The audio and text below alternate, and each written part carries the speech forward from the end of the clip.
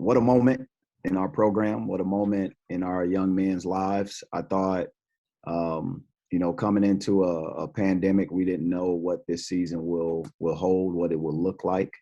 But the way they responded to the unknown is replicated in this moment of the unknowns that basketball games really present, from a second to a minute to a half at a time.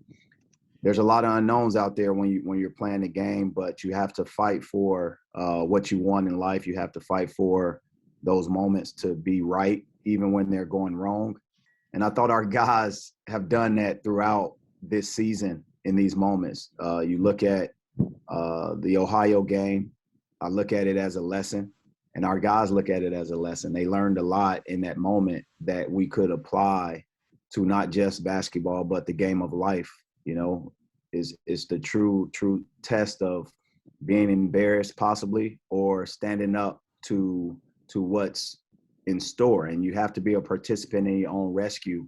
And our guys did just that as we move to our next game against Ohio. But the 20-game season, my hat's off to the Horizon League for putting us in a situation where we got through 20 games, and that allowed our team to grow. From the very beginning, we're a completely different team, and I saw us continue to get better week by week, someone different, and an identity finally forming. And the Horizon League played over 90+% of our games where other conferences had to make up theirs. That's a true testament of teams maturing through a period of time uninterrupted, and that's very important in our game. You look at being able to hold that number one spot and become regular season champions, a place that they have never been in their lives, right? But ultimately a place that no one thought we would be in here at Cleveland State, but the guys who put on that jersey every day and put in the work. My credit is to our staff who has prepared us for each and every game. My credit is to the young men for believing in our guys to lead them, but ultimately our parents in the program trusting us with their children at this point in their life as they hit that, the cusp of being entered into the real world. So it's most impactful when you can see accolades like this being rewarded, and banners being hung, and trophies being held up, and nets being cut down. I still think this team hadn't played its very best yet. And that's something that I'm looking forward to them doing. All right, Bob, we'll start with you. Coach, once again, congratulations on the win last night in the tournament championship. We had a conversation over the summer when you were on our podcast discussing the rebuild for year two, and you mentioned you thought this was going to be a special team. What did you see going into with them that led to this confidence that ended up ultimately turning into a bid? Yeah, so that's a great question. Everything that we do is through our 8 core values. It's our SIFT, it's our filter. Friendship, love, accountability, trust, discipline, unselfishness, enthusiasm, and toughness. Whether it's in the classroom, whether it's community service, whether it's in practice or in game, all of those things, that message, their behavior cannot be different in those arenas. It has to be the complete same. And I saw consistency in them doing community service. I saw consistency in their effort in the classroom, an effort on a test, an effort on a paper, no matter how long it was or whatever it was. I heard them discuss it and how difficult it was, but I never seen these guys flinch or blink. And I equate all those things into what they're going to eventually give us on the court when they put on the jersey. They can't flinch. They can't blink. So ultimately, I saw consistency in that. I saw Deontay Johnson get his video game taken, and now he produced a 3-point-something GPA. I saw that. I witnessed his growth off the court in the classroom, and I saw him now then have the confidence to make the same steps as a starter. Those things are equate. I saw these kids give to community service without getting accolades, without getting pictures taken. I saw the amount of work that they did for kids who were in the hospital at these moments in time during the pandemic. And at that point, I saw how much joy they actually had doing it. It wasn't for show. It wasn't fake. It wasn't phony.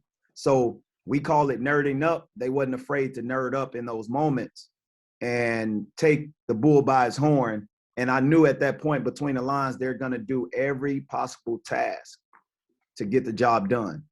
We don't call it floor burns. You got to go get splinters.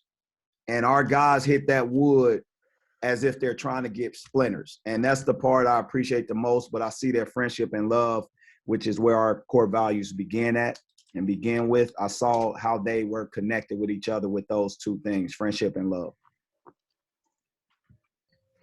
All right, Munch, we'll go to you.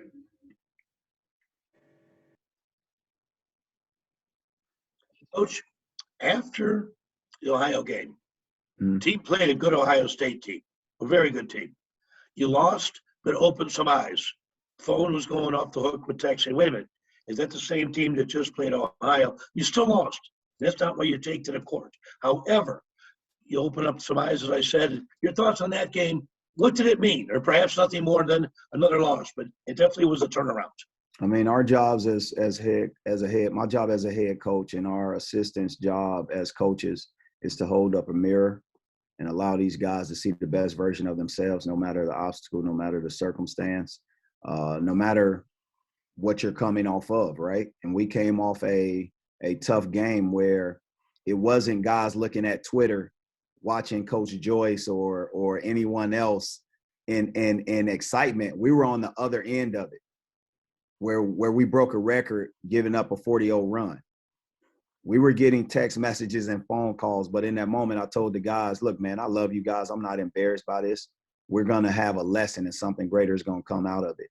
And the big picture is the lessons. You have to go through something.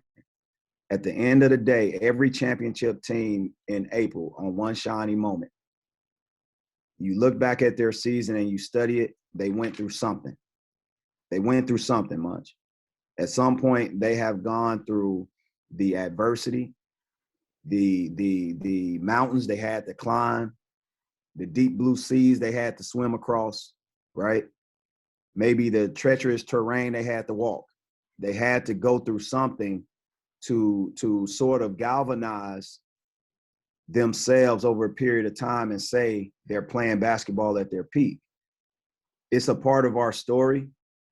And one thing for sure, these are the moments that we will share, not when we look up in the stands and see a banner hanging up on this year, but when we're coming back, having conversations at someone's wedding or alumni day or someone's graduation, we're sharing that story. Man, you remember when we, right? That's when we'll talk about that, but it's a part of the journey. All right, Tom, we'll go to you. Thanks, Billy.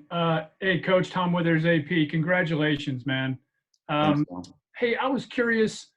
We've all looked for silver linings in this pandemic and this crazy year. Did, in some ways, just how tough this has been on everybody, that foster bonding with your team, this sense that, you know, we've got to, you know, look out for each other on a daily basis. Did that really kind of accelerate this process for you in a way? It's a catch-22, and like I said before, you got to fight for your culture. You can't assume that because you're in quarantine, you're going to stick together. Well, some teams may be splintered. Didn't know that person as well as they thought they did because other things were, you know, sort of distracting them from getting to know that person. You got to work on your culture. Our guys, we were very intentional. Me and the staff was very intentional on working for our culture. And we worked at it every day. We worked at it every week. And it started with my coaches. I made sure that their professional development was up to par. We spoke with four unbelievable coaches. We spoke with my mentor, George Raveling.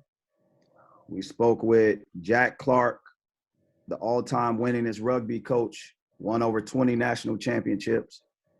We talked to Mike Martin Sr., all-time winningest baseball coach in NCAA history down at Florida State.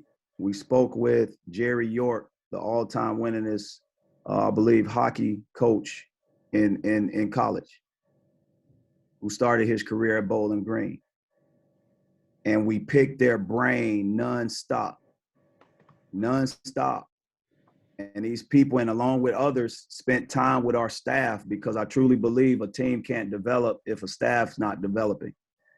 And I wanted to make sure the staff was developing. I had an opportunity to get to know these men in my life, and I know the questions that I asked them. I know the intentional information that I try to pull from them. And that's when I say fighting for your culture. Well, at one on the east side, maybe standing Coach Joyce. On the west side, maybe standing Coach Sharbaugh. On the other ends of the polar system, we're boxing them into a place where they can see the best version of themselves. And guess what?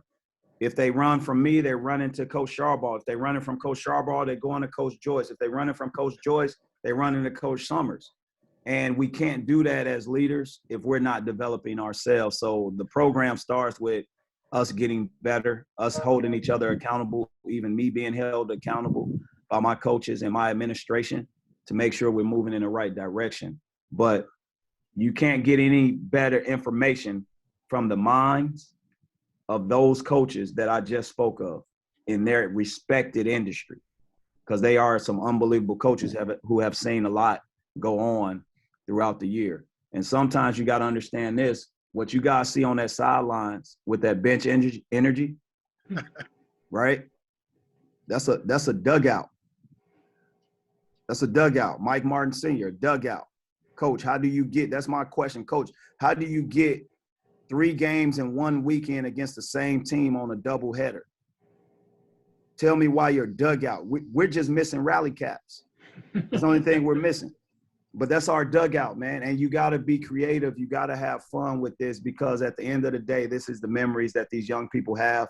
It's all about giving them an experience that they can pass to their young and to their grandchildren, but also stay connected with the university as proud alum. These are the moments. These are the stories. It is kind of fun how the benches have become their own student sections this year. Did you talk to George or Leonard last night? And if you did, what did that mean? Well, I talked to both Coach Ham and George Raveling. I'll read George Raveling's text. When he texted me, I called him immediately. You know, their relationships to me is most important. Coach Raveling said, "Congratulations, my mind and body are overflowing with joy and satisfaction for what you are achieving this past season. What makes it even better is the best is yet to come. Be humble, be appreciative, be the best that you can be every day." And for me, you know, a text like that after a moment of what we gone through, I made sure I called Coach Raveling, and he just told me he was proud of me.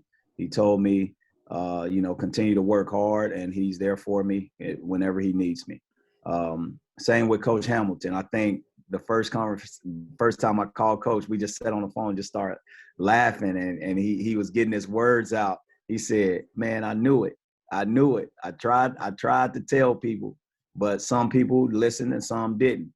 But ultimately, he's proud because of this fact. There's nothing I haven't done in my career that I hadn't sifted through those two gentlemen. I stand on their shoulders. I'm proud to say it. These are the same two gentlemen that stood on the shoulders of John McClendon.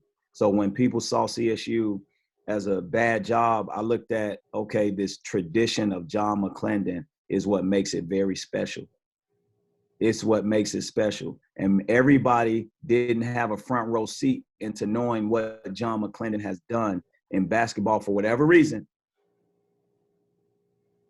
But these gentlemen in my lives allowed me to know firsthand their experiences with John McClendon and what he really meant to the game of basketball, what he meant to the Black coach, what he meant to, you know, being able to diversify coaching in higher education at a predominantly white institution like Cleveland State, the courage that Cleveland State had to take to give him an opportunity, although the climate surrounding us all at that time was what it was, but also the emotional intelligence that he had to go about his everyday because he was thrown adverse situations.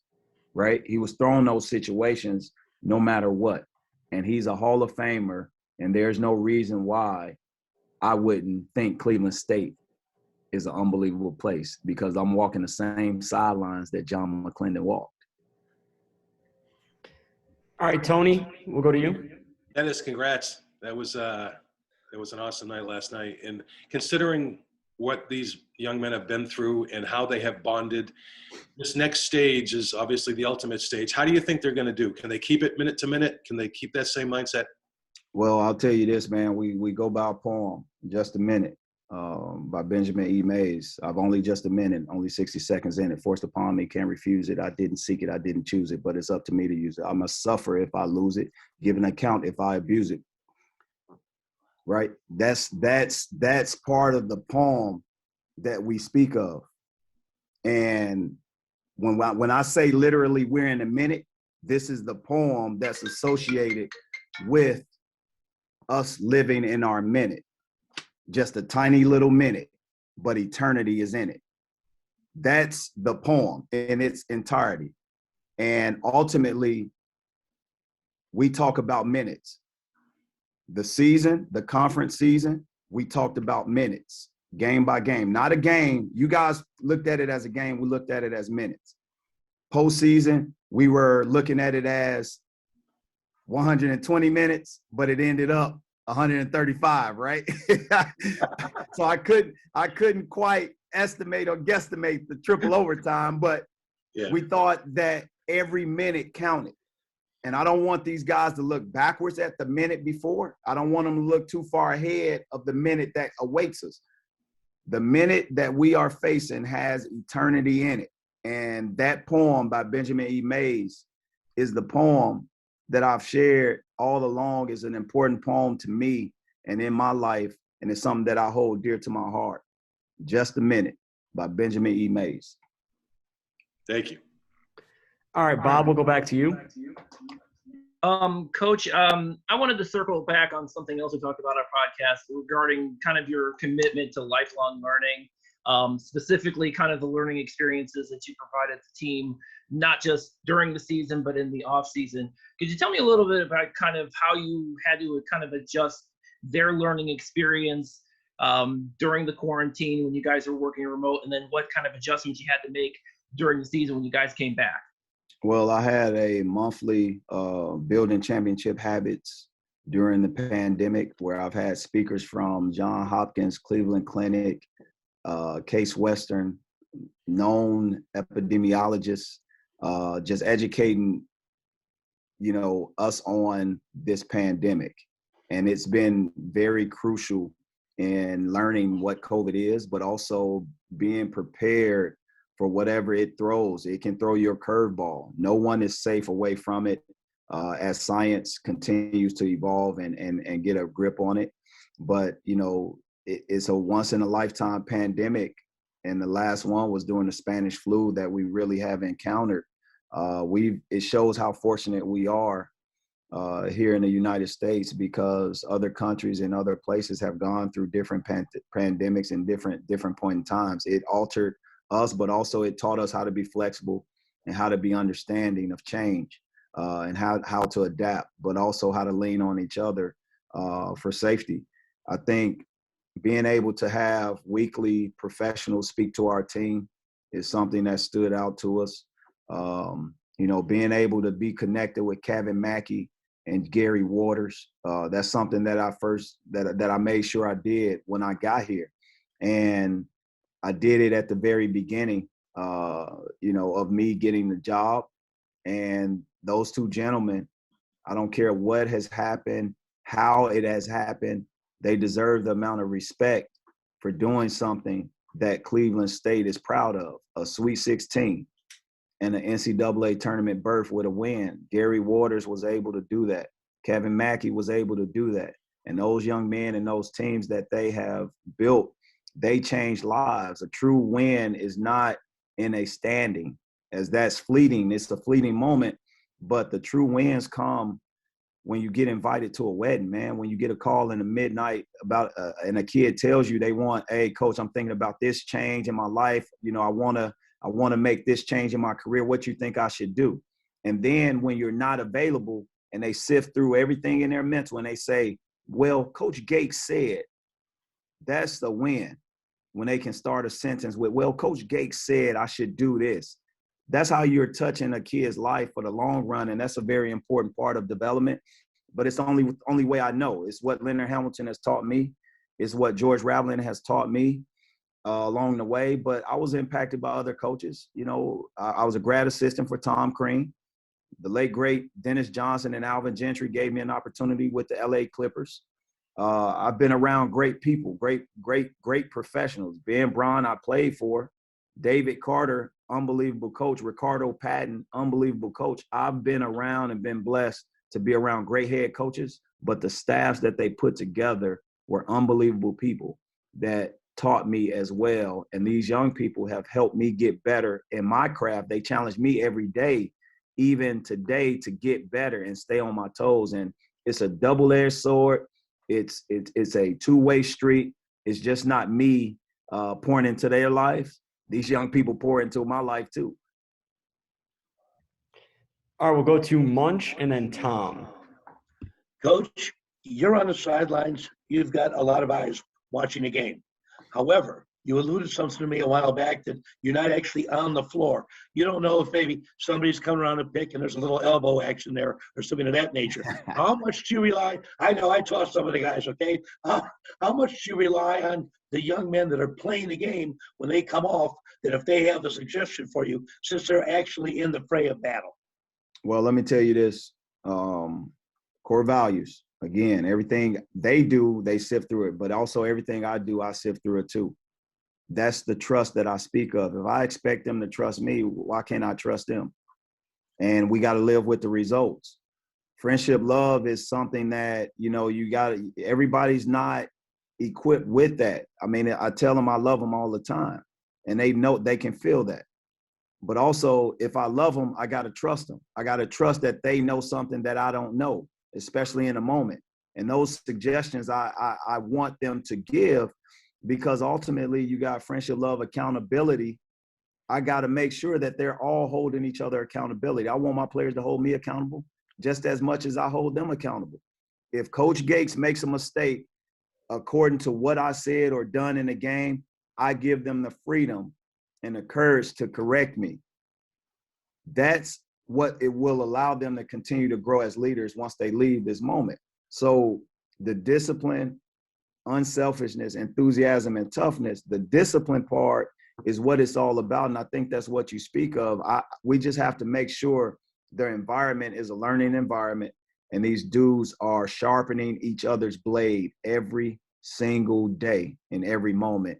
And that's what makes guys not be complacent. It allows them to be challenged every day, every week by their accountability coaches.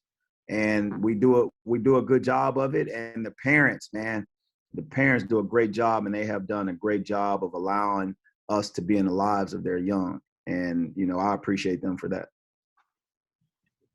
All right, Tom, what about you? Thanks, Billy. Coach Dennis, I've coached with a couple of guys on that Sweet 16 team, so I know what you mean. Going back to reunions and weddings, Yeah. guys talking about those great days. How much did you bring up while there have been some lean years at Cleveland State, there's also been some great ones. How much have you brought that up with your guys about that 86 team and the 09 team and the legacy that they can create by themselves here? Man, we respect our past. We stand on the shoulders of those dudes. That's who we stand on the shoulders of. Every former player that has come through this program, we have to respectfully know who they are and what they have been about, right? We got to give them their respect because ultimately they have set the tone. They've set the pace for what we need to make them proud of. And having Norris Cole involved and connected to our program, the way he's been outstanding, man, outstanding. And last season, you know, getting encouraging text messages from him along the way and receiving a text message last night, it just allows us to really, really measure and understand that the reach of the Cleveland State Viking goes far beyond the city, is international, and is strong. and it's a respected space in the sports community because we have some of the best fans and the best support. Now, with that comes a responsibility, and the responsibility is to give your very best at all times in that minute. And that minute can only start with a second, and it has to get up to 60. So we're responsible for every action, man, and I'm proud of what we have done and accomplished. But also, like I said, we hadn't finished what we have sought out to accomplish. And we spoke at the very beginning of our pandemic in March about playing on April 5th in Atlanta. But circumstances changed the venue to Indianapolis, and that's where our reach is at. That's where our vision is at. And along the way, we've been able to stumble upon a regular season. We've been able to stumble upon a postseason championship, you know, and that's just from living in the moment and giving our very best in that situation. So the guys have bought in, the staff has bought in. Our campus leadership, again, has been tremendous. The Horizon League getting us to this point of development, 20 games in, that gives you hope and encouragement that you have maturated like a normal season through this terrain and through the conditions. And as you know, the Vikings are undefeated in the first round, so no pressure there, Coach. Yeah, I have no clue about that, but that's a good fun fact. That's a good fun fact to have. That's a great responsibility. That's a great respect. But once again, we got to go out there and give our very best. And I know that team that we're going to face going to give their very best. You know, the unfortunate part in the NCAA tournament, you can have two teams play their behinds off and play very well. It's unfortunate that one team can't move on and another team can. That's the elite magic in the month of March. And they call it madness, but it's also some magic to it. And, you know, unfortunately, a team has to lose, and both teams could play well. All right, guys. Coach Gates has a 12:30, so we're gonna have to wrap up here. If you need anything else from me, please let me know. Appreciate you all hopping on, and go Vikes. Billy, thanks. Coach, thanks a lot. Thank you, guys. Go Vikes. Hey, Coach. Go Vikes.